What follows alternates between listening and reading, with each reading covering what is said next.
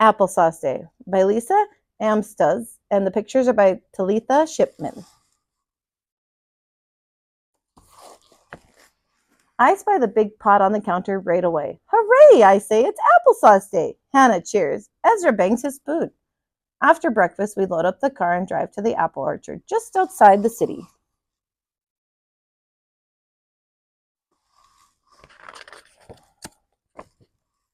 The air smells like ripe apples here. I listen to the quiet. There are no sirens or screeching tires, only the buzzing of bees and leaves rustling in the wind. Then Hannah calls my name. She's on her tippy toes, tugging at an apple.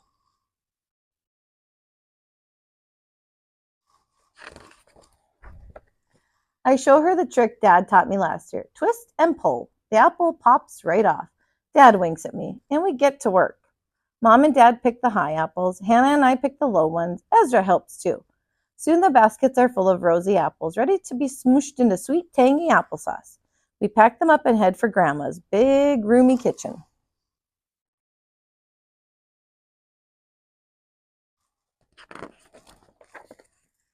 Grandma's waiting at the door. Her smile matches mine as she hugs me tight. Ready to make applesauce, she asks. We lug the apple baskets into the kitchen and take our places. This year, Ezra gets to help too.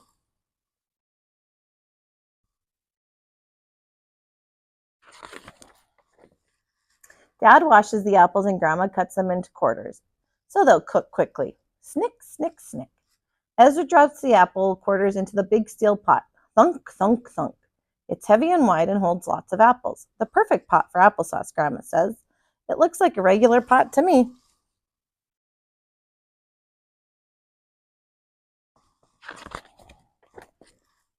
As we work, Mom tells us how she helped Grandma carry bushels of apples home from the market in their quiet Ohio town, and how they cooked them in this very pot when she was a little girl.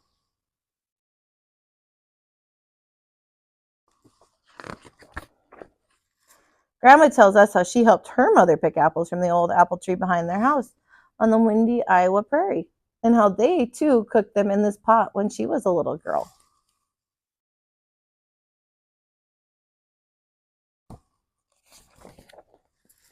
I look at the pot again. I wonder how many apples it has cooked and what kind of stories it could tell. If pots could talk. Soon the warm scent of cooking apples fills the air.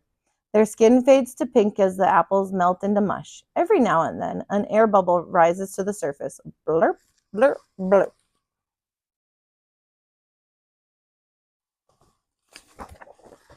Mom scoops the hot apple mush into the food mill. Hannah and I take turns cranking the handle and pressing the apples into the funnel at the top. Crank, squish, crankety, squish.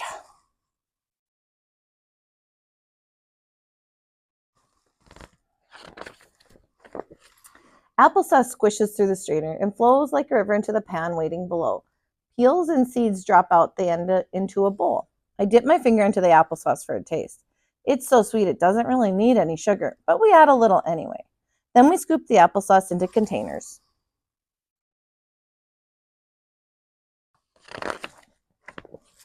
By now, our stomachs are rumbling. Grandma sets out a plate of sandwiches and a big bowl of warm applesauce. She sprinkles cinnamon on top. Mmm. We all take heaping helpings and then seconds. Ezra licks the bowl.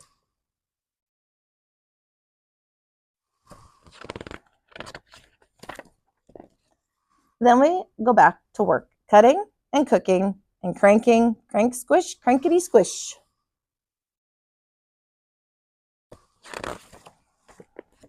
Until the baskets are empty and the containers are full. We fill Grandma's big freezer and pack the rest in our car. Finally, we say our goodbyes and head for home, tired and sticky, but full of stories and smiles and applesauce.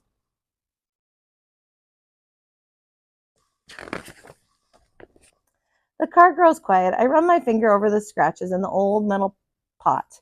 Someday, I think, when I grow up, I will cook apples in this very special pot on Applesauce Day.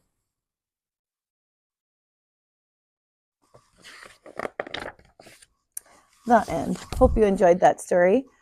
Make sure you go ahead and like and subscribe to my page, That Kinder Teach, and look forward to a new story from me every day. We'll see you next time.